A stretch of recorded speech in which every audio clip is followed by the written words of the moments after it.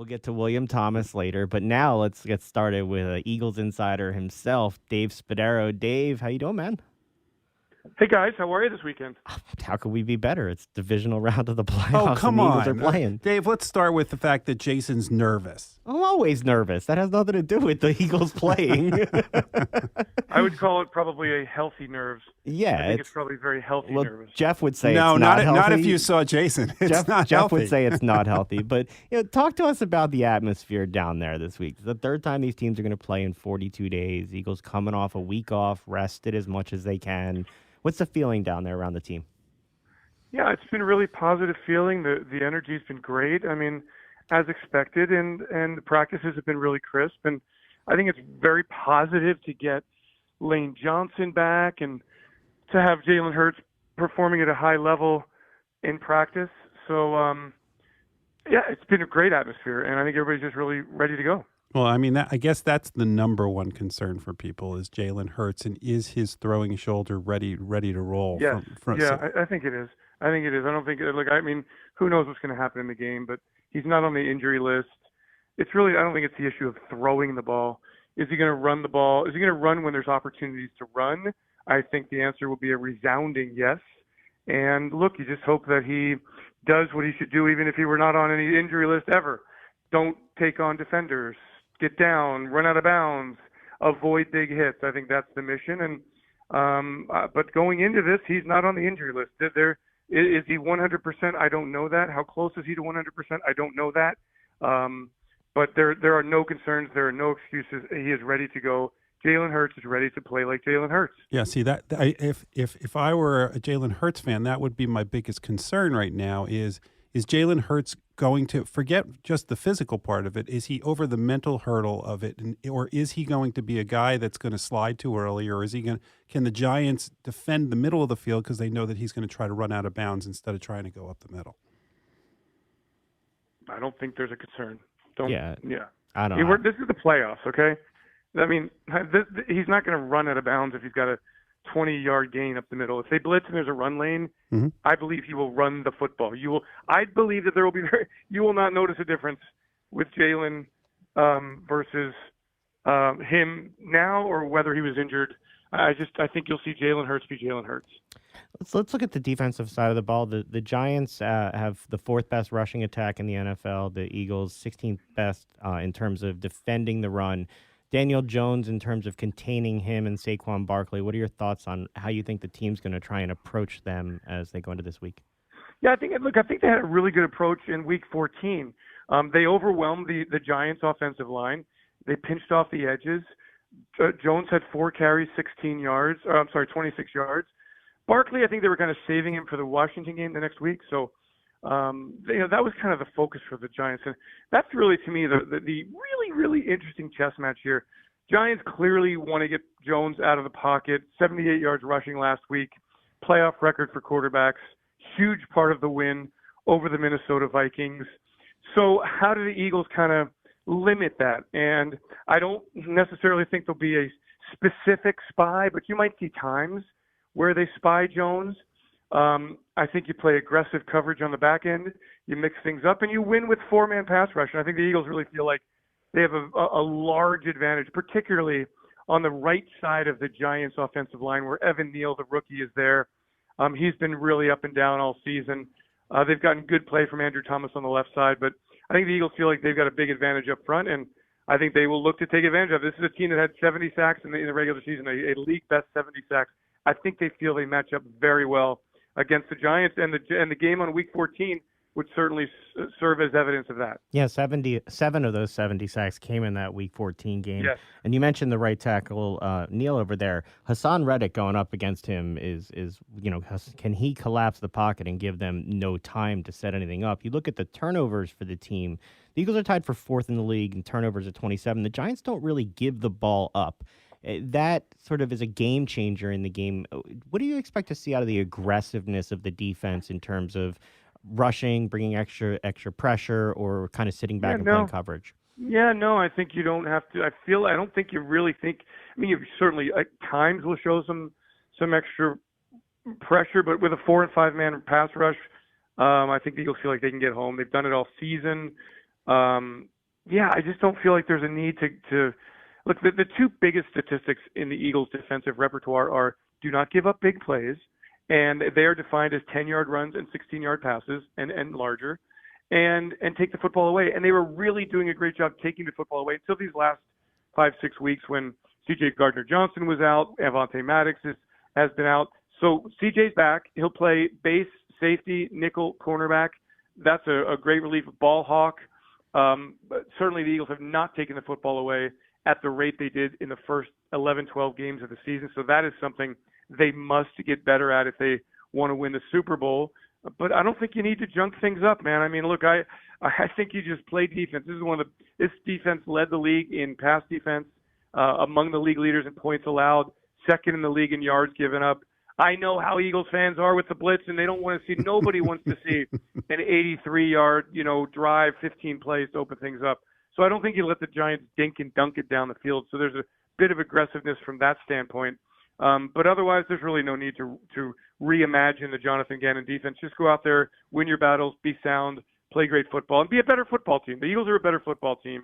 Be a better football team tomorrow night. They may be better. They are a better football team. They may be better. Well, okay. They may be better. The Eagles won 48-22. 48-22 in Week 14. Yeah, and they called off the Dogs at the end of the third quarter. So, I get everybody's nervous, but just the level of confidence, and I tell you, you don't go into this thing. There's been no tightness.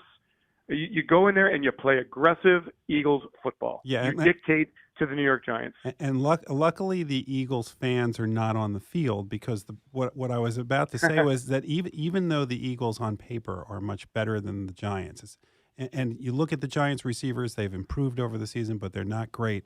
The thing is that the Eagles at least from what I've seen, run a similar kind of defense to the Vikings, just with much better personnel. But they run this soft zone kind of defense. And the Giants do have the ability to dink and dunk down the field. If the Giants get the ball first and are able to dink and dunk and then somehow get the ball into the end zone, you can just see this Eagles fan base just all of a sudden clenching up. I don't know if the team does that, though, Jeff. I know. That's why I said the lucky. But do you see? I think that I know. I get it. I do think it's important to start fast. So we're all having some PTSD after the Saints game. Yes. Okay. Well, Jason's still upset about that because of the draft pick. Well, it didn't really change. It's still the 10th pick overall. Yeah, we still ended up with the 10th pick. Just calm down there. You'll be okay there. You guys are crazy. But yeah, I think that, look, this is not going to be a 37-0 game. The Giants are going to make some plays. They're a good football team. They've really been coached very well by Brian Dable. They believe in their quarterback, and Saquon Barkley is also an extremely dual threat talent as a running back. He's great football player. So we give them all the respect in the world. We know that the Giants are not going to come in here intimidated by the crowd, afraid of the Eagles. None of that stuff applies. So go out, take it to them, be more physical, play Eagles football, just like you did in Week 14, just like you've done for much of this season. Jalen Hurts is back. Lane Johnson is back. The team is not thinking of the negative here. But I agree that nobody wants to see a Giants – look, everybody wants to see the Giants get the football first. And if the Eagles win the toss, I guarantee you the Giants are going to get the football first. And so how you set the tone, you take it to them. You take them off the field in 3 downs. You hit Daniel Jones. You stop Saquon Barkley. You get the football back. You put points on the board. Okay? That's the game plan. You don't go in here playing scared. You don't go in here playing tentatively. You don't go in here playing tight. That is not the way to play football in the playoffs. Go play your game. That is the challenge for the Philadelphia Eagles. We'll see how much they learned from last year's experience of going to Tampa Bay and taking a significant loss and then going into the offseason and really improving this football team. That's exactly what they've done, and it's a 14-3 team. And let's go beat the Giants tomorrow night. So what you're saying is you don't think that the Eagles should start the game the way the Chargers played the second half of their game. Oh my! Well, look, at 27-0 before the Jags scored late in that first half. Of course, man. What a perfect start for the LA Chargers. What a colossal history-making collapse. You're not going to see that tomorrow night. In the game 5 weeks ago, the Eagles put up 253 rushing yards, 144 of them from Miles Sanders. And look, the Giants' defense, their run defense is 27th in the league. The approach from the rushing game that you think this team's going to take out there tomorrow night? I think it depends on how the Giants play it. And I hate to be simplistic here, but I think if the Giants stack the box, you throw it to Devontae Smith and you throw it to A.J. Brown. If they're going to play light in the box, you run the football. Now, there's a lot of respect for what the Giants do inside with Dexter Lawrence, Leonard Williams, two outstanding tackles.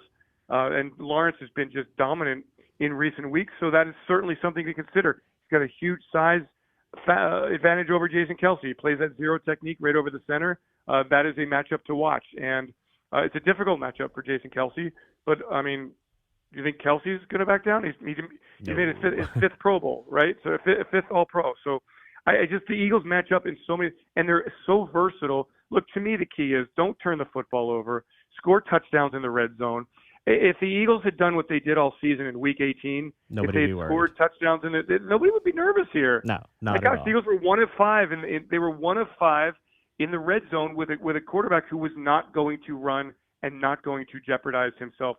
He will run tomorrow night. If there are opportunities, Jalen Hurts will run the football, and a team that ranked number 1 in the league in red zone offense will have success in the red zone. I'm also wondering, it looks like Dallas Goedert against those linebackers, maybe a matchup that they can exploit. The linebackers didn't have their best game against the Vikings there. Right, but again, the Giants, their philosophy was a smart one. They took out Justin Jefferson, 7 catches, 47 yards. Adam Thielen, 3 catches, 50 yards. That was their focus. You can't take away everything. So the Lions exploited the middle of the field with T.J. Hawkinson and the tight ends. Irv Smith had a touchdown catch. If they play double coverage on A.J. Brown and they want to bracket coverage Devontae Smith, then Dallas Goedert will have a huge game. That's the whole point here. The Eagles have options. They've got to play smart. They've got to take what the Giants are giving them, and they've got the options to do that. This is a championship level team. This is a team that can beat you in a ton of ways. So it's really, when it's boring to hear, but when Jalen Hurts talks about going out and executing, that is truly the way it is. The Giants are you can't bottle up everything here. So you got to figure out which options are available and make the most of those and exploit those opportunities. Well, one of those weapons that the Giants don't seem to be able to get under control when they play the Eagles is Boston Scott. What is it about Boston Scott that I think he scored 10 touchdowns in the last few years against the Giants? What is it about Boston Scott that they can't get under control? I don't know. 10 of his 17 career touchdowns come against the Giants. I mean, we talked to him this week about it, and he was like making jokes about, I'm the smallest guy winning against the Giants. Ha, ha, ha, ha. I mean, that's as good an explanation as I can think of. There's no explanation. He's certainly been a factor. And, look, again, depth at running back, huge. Going to Boston Scott, great. He'll be a factor in the kickoff return game as well. So, yeah, it's a little bit of mojo to think about as well. All right. So from what I gather, it appears you think the Eagles are going to win. Look at you. Win this game. You're like a wet blanket. No, my job, the wet Jeff. blanket. No, what I was about to say is that having Dave on this show saves people a lot of money on therapy on football weekends. Yeah, I feel better. See, thank you, Dave, because Jason is going to feel a lot better. Thank you, Dave. Look, the Eagles need to play the game that they know they can play, that they've played all season. If they play a great game, nobody's beating them. So that's just the reality. This is an outstanding, complete football team. And the weaknesses that everybody's fretting over, certainly, look, I mean, you can pick and go, well, I hope they don't come out and drive 17 plays and 75. Of course, nobody wants that.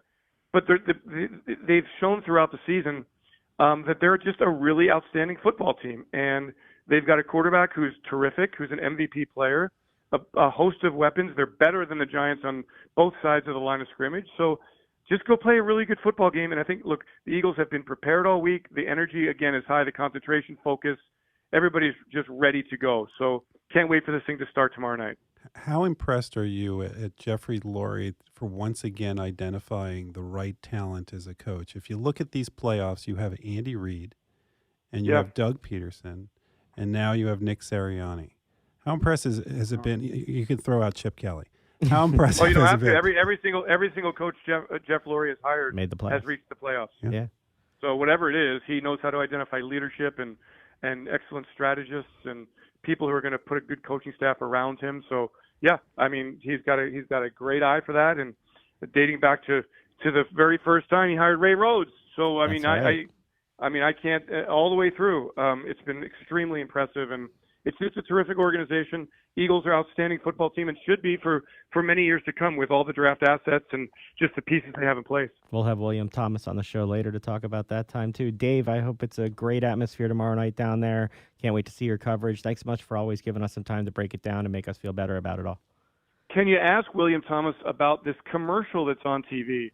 It's for like a sports store in Philadelphia, and they show Willie T like out in the parking lot dancing. Oh, we're gonna have to try and follow up with him on it's that called one. Shibe. It's called Shibe Sports. And it's like a memorabilia shop in Philly. And every time I see it, I just crack up laughing because I'm not sure Willie T intended for that to be in a commercial. Oh, we'll have to find that out, whether either on the air or off the air. We'll have to find that one out for you. We'll get you an answer, Dave. All right, please do. Have a good one, man. Take it easy. Please do, and then let's do it next week. Sounds good to me. Look forward to it. All right, guys. Take it Thanks. easy, man. Have a great weekend. Bye-bye. All right, go Birds.